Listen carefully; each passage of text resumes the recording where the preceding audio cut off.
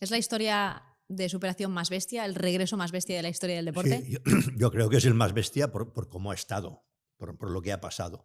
Pero a mí, al que me recuerda, también salvando las diferencias, porque luego, Claro, es luego una que cosa es ganar, competir, pero me recuerda un poco a Niki Lauda.